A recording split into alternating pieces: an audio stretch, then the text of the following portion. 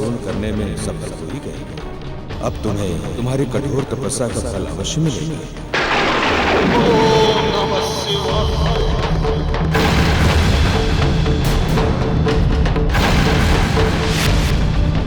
महादेव, ये आप क्या करने जा रहे हैं? आपको तो ज्ञाति है कि रावण महादुराचारी है। वो आपको लंका ले जाने के लिए तप कर रहा है, फिर भी आप उसे मनचाहा वरदान देने जा रहे हैं। देवी, इस सृष्टि का नियम है, जो तपस्या करता है उसे फल अवश्य मिलता है। रावण ने हमारे लिए इतनी घोर तपस्या की है, जो कि संसार में किसी के लिए भी संभव नहीं है। ओम नमः शिवाय। अब वो हमसे वरदान पाने का अधिकारी है, हमें उसे वरदान देने जाना ही होगा।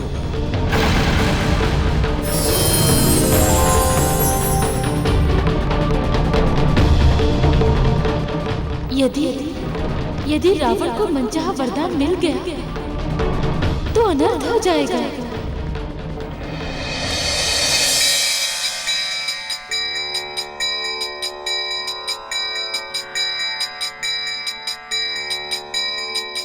प्रणाम गुरुदेव।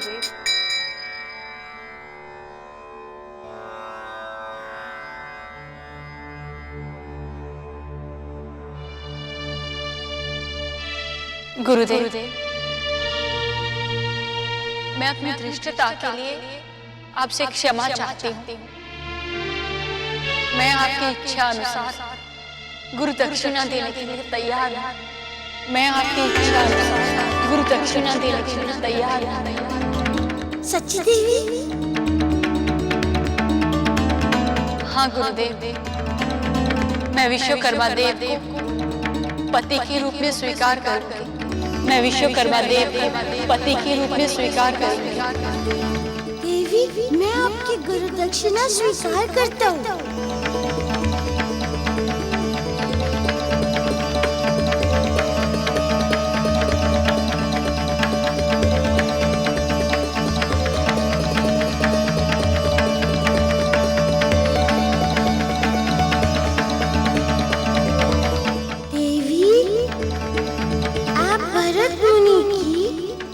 नाटिका के प्रदर्शन में सफल होंगी। ये गुरु का आशीष है आपको।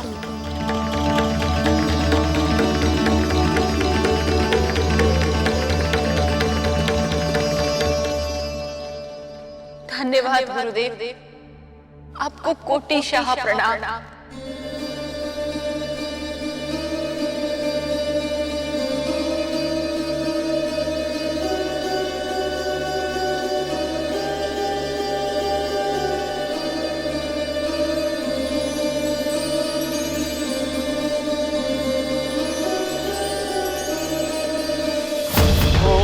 नमः शिवाय।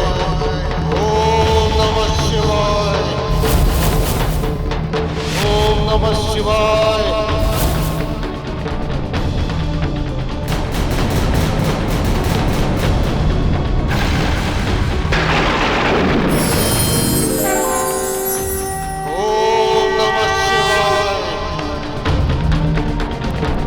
रावण, तुम्हारी कठोर साधना और अनवरत भक्ति ने हमें प्रसन्न कर दिया है। इस सृष्टि में मेरा तुमसे बड़ा भक्त न कभी हुआ है और न कभी होगा। तुम एक असाधारण भक्त हो रावण। ओम नमः शिवाय। ओम नमः शिवाय। कर्पूर गौरम करुणावतारम संसार सारम भुजगेन्द्रहारम। संसार सारम भुजगेन्द्रहारम। सदा वसन्तं हृदयारविन्दे भवं भवानी सहितं नमामि। भवं भवानी सहितं नमामि।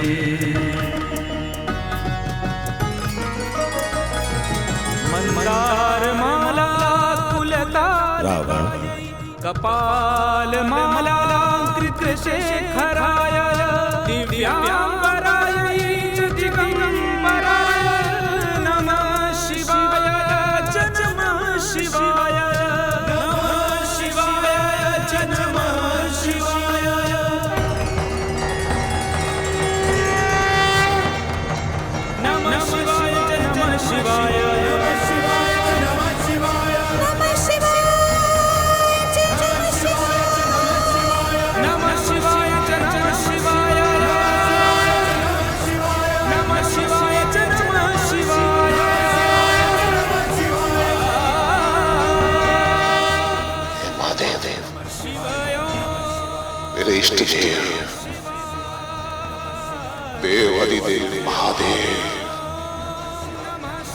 दर्शनों के लिए व्याकुल था। आज मैं धन्य हो गया, धन्य हो गया। उठो रावण,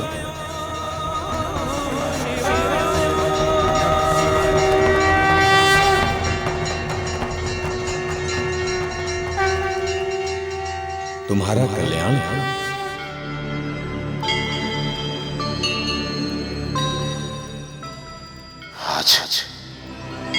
आज आपने मेरी सुन ली।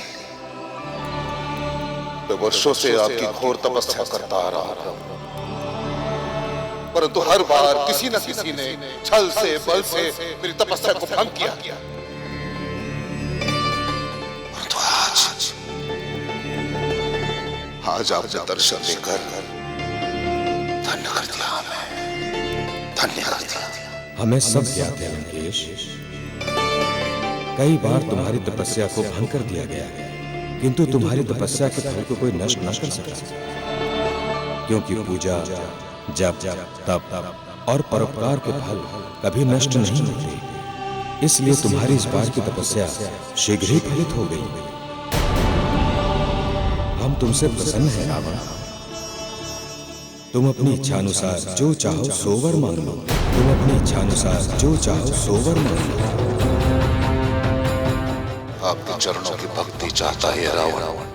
वो जब चाहे आपके दर्शन करे, ये चाहता है रावण। रावण, तुम भक्ति की जिस पराकाष्ठा को छू चुके हो, वहां पहुंचने वाले भक्त को हमारे दर्शन सहज ही उपलब्ध हो जाते हैं। किंतु वरदान तो वो होता है जिसे ध्येय बनाकर तपस्या की जाती है। प्रभु, मेरी तपस्या का ध्येय ये है कि आप साक्षात मेरे साथ लंका चलकर निवास करें,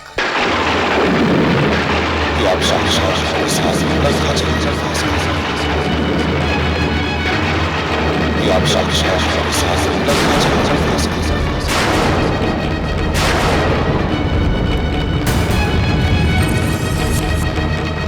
अब आप यहाँ इस कैलाश लंका में विराजित हो। अब आप यहाँ इस कैलाश लंका में रावण, तुम महाज्ञानी हो। तुम जानते हो जहां भक्त होता है और भक्ति होती है, वहीं भगवान होते हैं। फिर क्या कैलाश और क्या लंका, हम सदा तुम्हारे साथ हैं रावण। नहीं प्रभु, ऐसे नहीं। आपको लंका चलने का वरदान मुझे देना ही होगा। आपको लंका चलने का वरदान मुझे देना ही होगा। पर यदि आपने यह वरदान मुझे नहीं दिया, तो मैं रावण तप करूंगा, घोर तप करूंगा प्रभु। जल में तप करूंगा, अग्नि में तप करूंगा, निराहार तप करूंगा, और तब तक यह तप करता रहूंगा जब तक मेरे प्राण नहीं निकल जाते। मेरे प्राण नहीं निकल जाते। मैं ये तप करता रहूंगा प्रभु।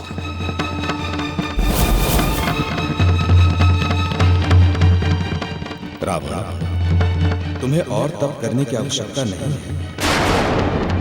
हम तुम्हें वरदान देते हैं, हम तुम्हारे साथ लंका चलेंगे। हम तुम्हें वरदान देते हैं, हम तुम्हारे साथ लंका चलेंगे।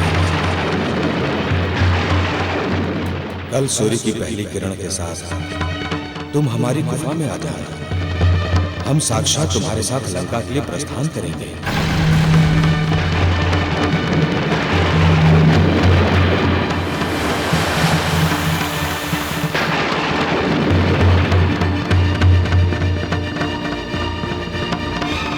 शंभो!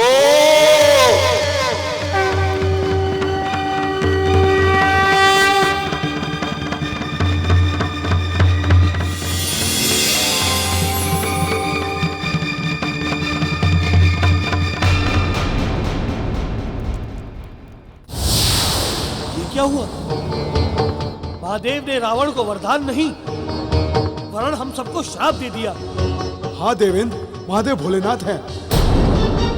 यदि वे लंका चले गए तो अनर्थ हो जाएगा। इससे हम देवताएं नहीं, सारी सृष्टि को प्रताड़ित कर देगा रावण। महादेव, आपने इस अधर्मी को कैसा वरदान दे दिया? इस पापी को मारने के लिए तो हमने राम अवतार और आपने रुद्र अवतार लिया। आपका लंका में वास करने का अर्थ है इस रावण को अभय प्रदान करना, और यदि ऐसा हुआ तो इन राक्षसों को कोई परास्त नहीं कर पाएगा। फिर चारों ओर पाप और अधर्म का साम्राज्य होगा।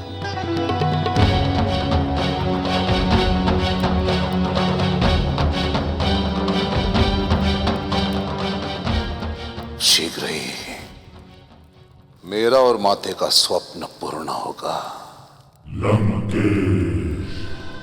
जिसके लिए मेरी माता ने स्वयं का जीवन होम किया, वो स्वप्न अवश्य पूर्ण होगा।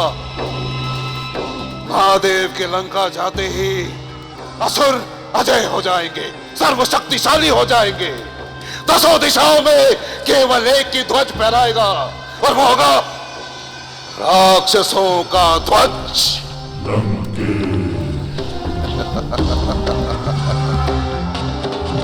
केवल और केवल राक्षसों का ध्वज।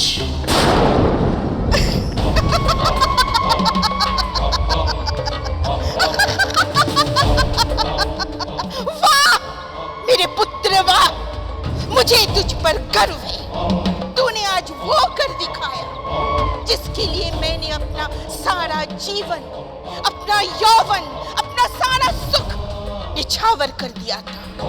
अपनी सारी इच्छाओं की बलि चढ़ाकर एक बूढ़े ऋषि से विवाह किया था, ताकि मुझे तुझ जैसा प्रतापी, ज्ञानी, ध्यानी, महाबली पुत्र मिल सके। अब तू मेरा स्वप्न पूरा करेगा। हाँ, बस एक बार महादेव को कैलाश से लंका ले आ। एक बार महादेव लंका आ गए तो फिर तुझे कोई परास्त नहीं कर सकेगा, कोई नहीं।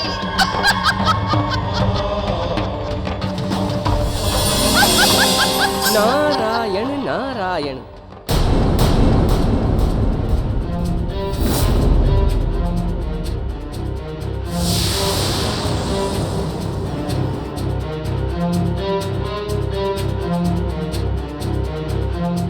सत्य कहा आपने रक्ष माता। भगवान महादेव जहां होंगे वहां पराजय, दरिद्रता और दुख कभी आ ही नहीं सकता। नारायण नारायण। देवर्षि नारद, आप एकाएक यहाँ? रक्ष माता, आपका पुत्र सृष्टि में इतना बड़ा परिवर्तन करने जा रहा है। वो भगवान महादेव को कैलाश से लंका ला रहा है।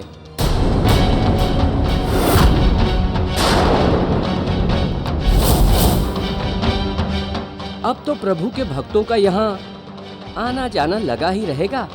नारायण नारायण। अर्थात नारद को सब ज्ञात हो गया कि दशानन कैलाश पर है। अब रक्ष माता, जैसे ही मुझे ज्ञात हुआ कि वहां कैलाश पर महाराज रावण को उनका मनचाहा वर प्राप्त हो गया है, अब मैंने सोचा कि आपको बधाई दे आऊं। ये नारद हमें बधाइयां देने आया है या कुछ गड़बड़ करने? अरे रक्ष माता, क्या सोच रही हैं आप? अब ये तो आपकी चतुराई और तंत्र विद्या के कारण ही संभव हो पाया है। किसी को पता भी नहीं चला कि रावण कैलाश पर है या लंका में। और जब तक किसी को ज्ञात हो पाता, तब तक महाराज रावण को उनका मनचाहा वर प्राप्त हो चुका था। नारायण नारायण। प्रणाम।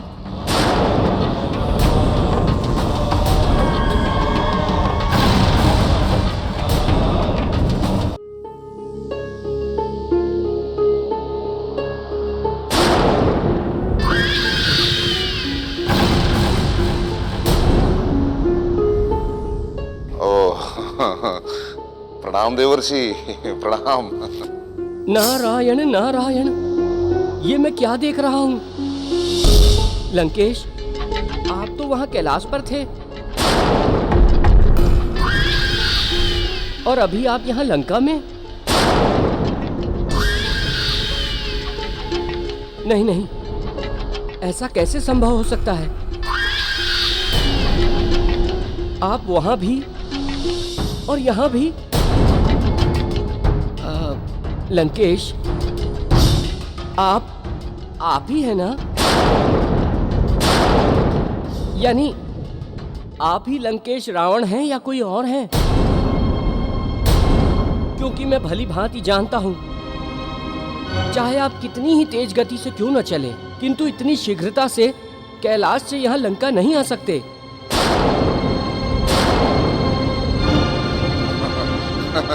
ना ना ना ना ना ना ना नारद ना, आप ये क्या कह रहे हैं? आपने हमें नहीं पहचाना? हमें लंकेश्वर, स्वर्गाधिपति, लंकाधिपति रावण।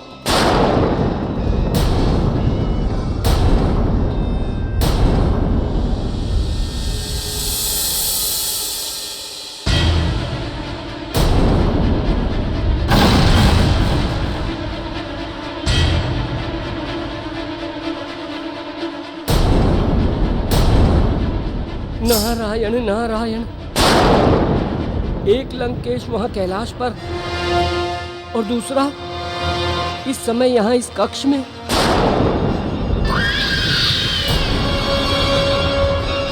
किंतु यहाँ कहाँ है?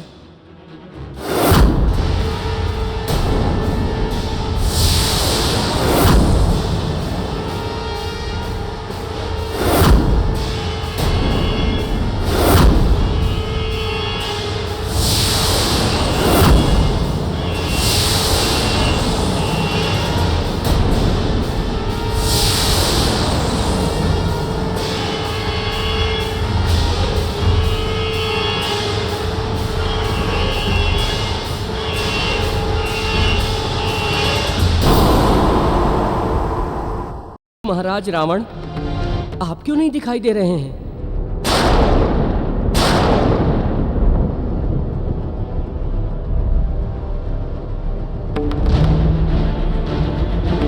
अच्छा, समझ गया मैं। ये माया तो रक्ष माता आपकी ही रची हुई लगती है। एक रावण वहां कैलाश पर, दूसरा यहाँ लंका में। रक्ष माता, आपकी तो प्रशंसा करने का मन कर रहा है। नारायण नारायण। नारद जी, बस ऐसा ही कुछ है। अब ये तो अच्छा ही है ना? महाराज रावण की तपस्या बिना बाधा के पूर्ण हो गई और किसी को कुछ पता भी नहीं चला। नारायण नारायण।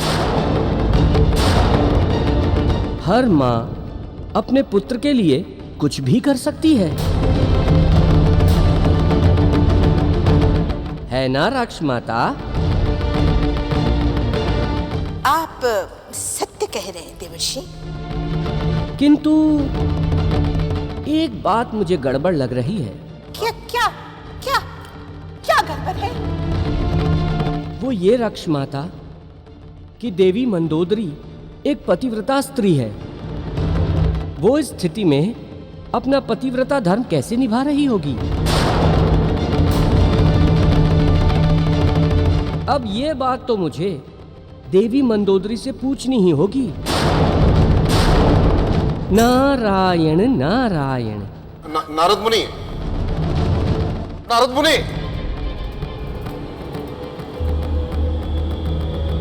यदि देवर्षि ने ये बात महारानी मंदोदरी से कह दिया तो अनर्थ हो जाएगा।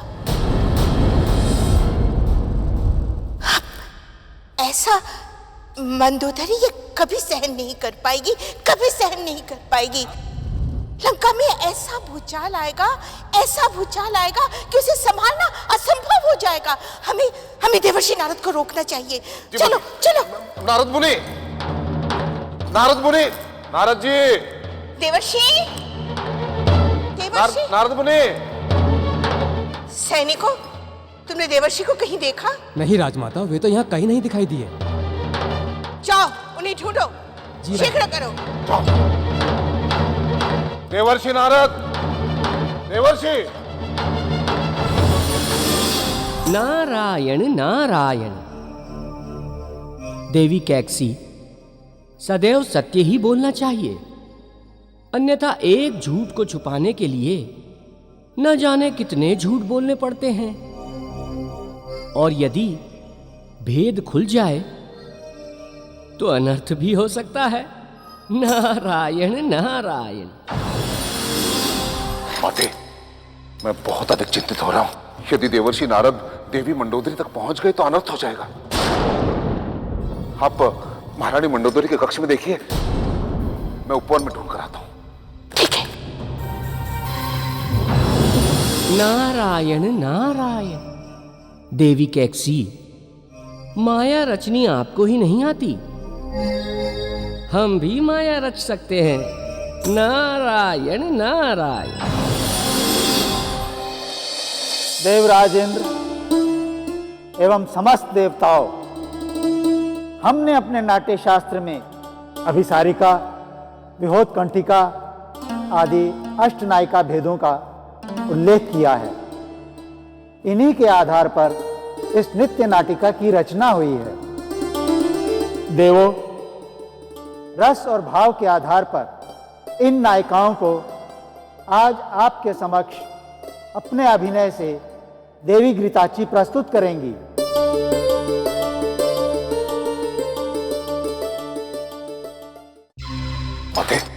नारद मुनि उपवन में भी नहीं है। हाँ, नारद मुनि तो मंदोदरी के कक्ष की ओर भी नहीं गए और मंदोदरी भी अपने कक्ष में नहीं थी। माते, हमें ऐसा लगता है कि वे अवश्य ही पूजा कक्ष में होंगी और अवश्य ही आदिशक्ति की पूजा कर रही होंगी। हाँ, ऐसा हो सकता है कि नारद मुनि मंदोदरी के पास जाए और उससे सब कुछ बता दे। उससे पहले ही हमें वहां पहुंचना होगा। शीघ्र चलो, शीघ्र। प्रस्तुत है नायिकाओं के भेद, श्रृंगार, वियोग आदि 9 रसों के माध्यम से।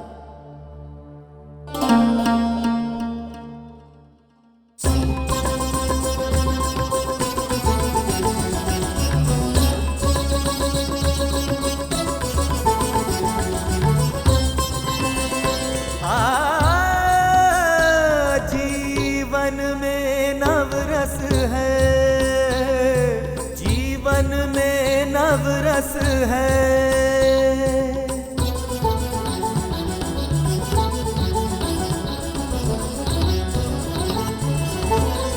हास्य करुण श्रृंगार वीर रस, हास्य करुण श्रृंगार वीर रस, विभत्स रौद्र आश्चर्य, शांत भयानक रस नव रस है, शांत भयानक रस नव रस है, सुंदर सुखद सरस है, जीवन में नव रस है, जीवन में नव रस है।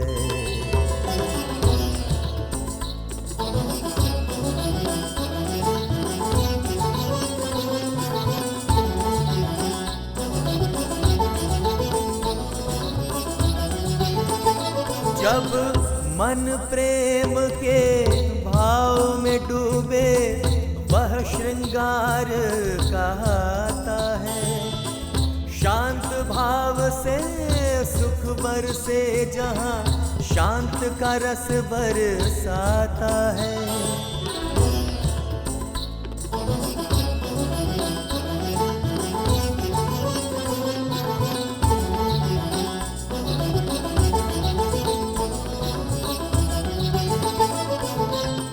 करुण भाव के रस उपजाता, हृदय दुखी जब होता नैनों से आंसू बहते हैं, वह करुणा बरसाता है।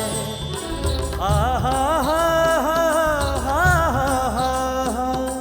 हा हा हा, जहाँ हंसे तन मन, हास्य के भाव है दिखते वहाँ पर, होता जहाँ प्रहसन, होता जहाँ प्रहसन।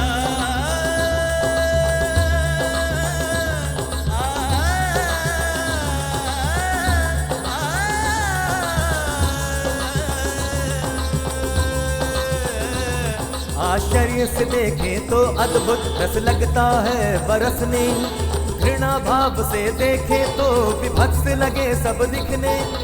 वीर वीरता के रस में वीरांगना बन जाती है, रौद्र के रस में क्रुद्ध विरुद्ध व दुर्गा बन जाती है, दुर्गा बन जाती है, दुर्गा बन जाती है।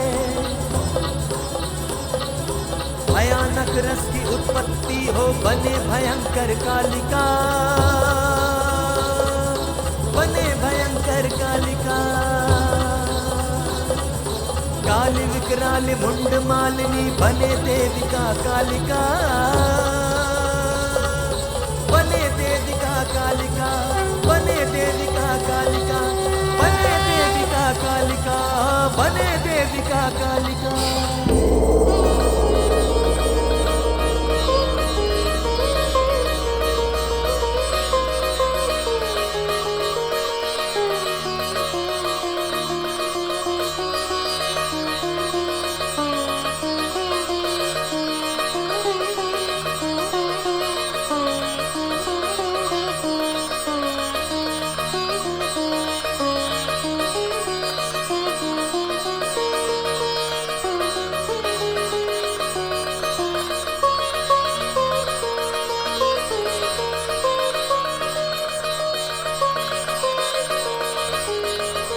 उत्तम, अति उत्तम।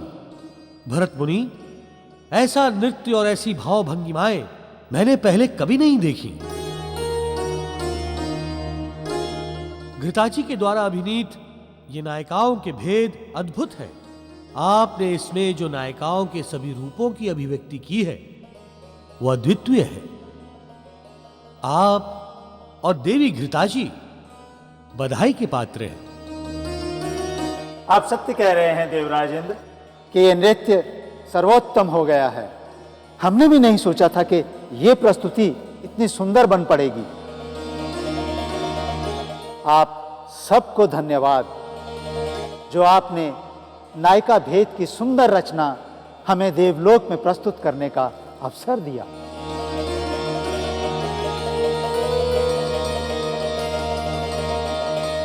आद्यांतरहिते देवी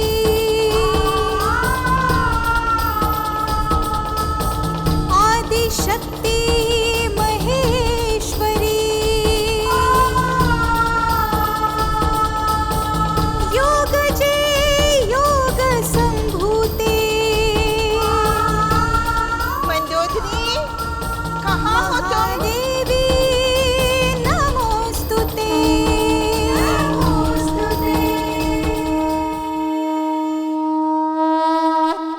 मंदोदरी,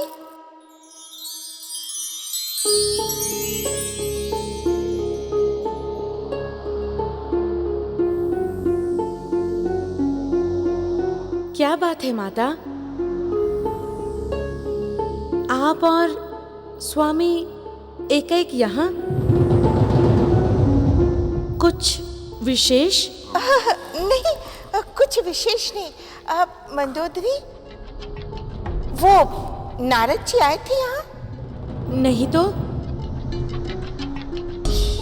वो हमसे मिलने क्यों आएंगे? कुछ विशेष बात है क्या? नहीं, कुछ विशेष नहीं। वो नारद जी हमसे मिलने आए थे तो हमें लगा तुमसे भी मिलने आए होंगे। किंतु आप दोनों हमें कुछ विचलित से लग रहे हैं। क्या नारद जी हमें कुछ ऐसा बताने वाले थे जो हमारे लिए अशुभ हो? अरे नहीं नहीं नहीं, ऐसा कुछ भी नहीं। मुनिवर लौट गए होंगे। हाँ। हमें प्रसाद दो।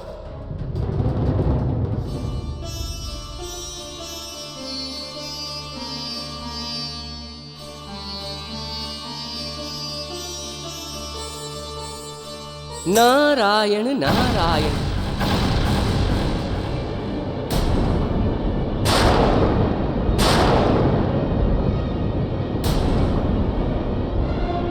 प्रणाम मुनिवर। अब हम कहाँ ऐसे लौटने वाले हैं?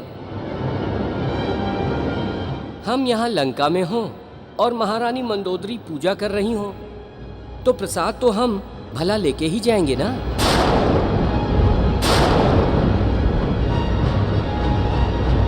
देवी माता का प्रसाद जो है। हाँ हाँ मुनिवर, आप जैसा महान भक्त हमारे द्वारा चढ़ाए गए प्रसाद को प्राप्त करे, ये तो हमारे लिए सौभाग्य की बात है।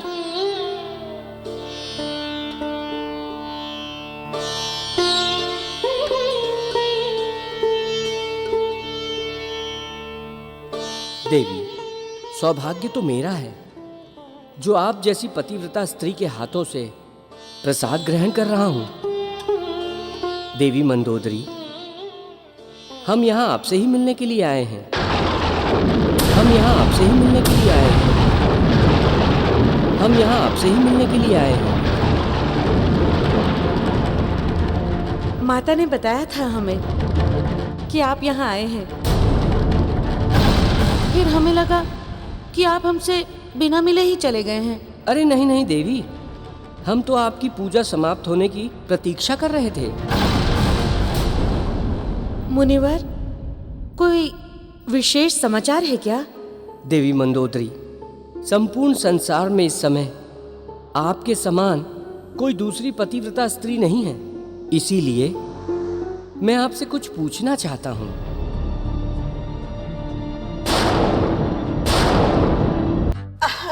देवर्षि, आप हमसे पूछिए, हम आपको उत्तर देंगे। आइए। ना ना ना, नारायण नारायण, ये तो हम देवी मंदोदरी से ही पूछेंगे। हाँ हाँ, पूछिए ना, क्या बात है? देवी मंदोदरी, यदि कभी आपको अपने पति की महत्वाकांक्षा को पूर्ण करने के लिए कोई ऐसा कार्य करना पड़े जिससे आपके पतिव्रत धर्म पर आंच आए, तो क्या आप वो करेंगी? देवर्षि, एक स्त्री, चाहे वो विवाहिता हो या कुंवारी, लाज ही नारी का आभूषण होता है। इसलिए हमें तो क्या, हर नारी को अपने पतिव्रत धर्म का पालन अवश्य करना चाहिए। किंतु देवी, यदि पति ही कुछ ऐसा कार्य कर दे जिससे जाने अनजाने में पत्नी के पतिव्रत धर्म पर ही संकट आ जाए, तब?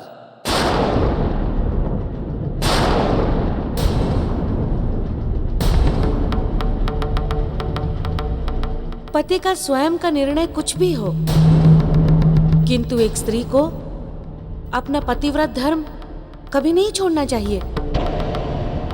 वो अपना जीवन त्याग देगी, किंतु अपने धर्म पर छोटी सी भी आंच नहीं आने देगी।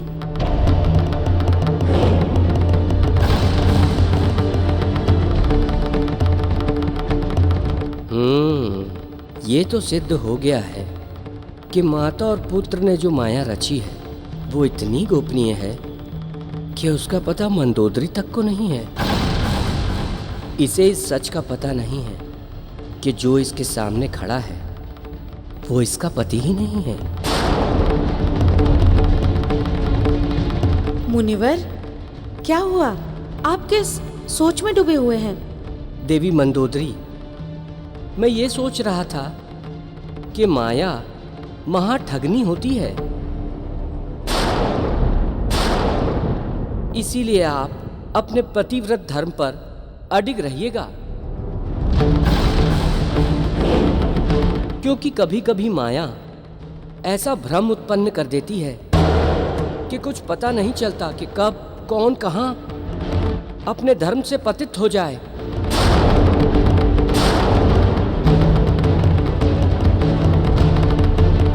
क्यों रक्ष माता कैक्सी, मैं सत्य कह रहा हूं ना?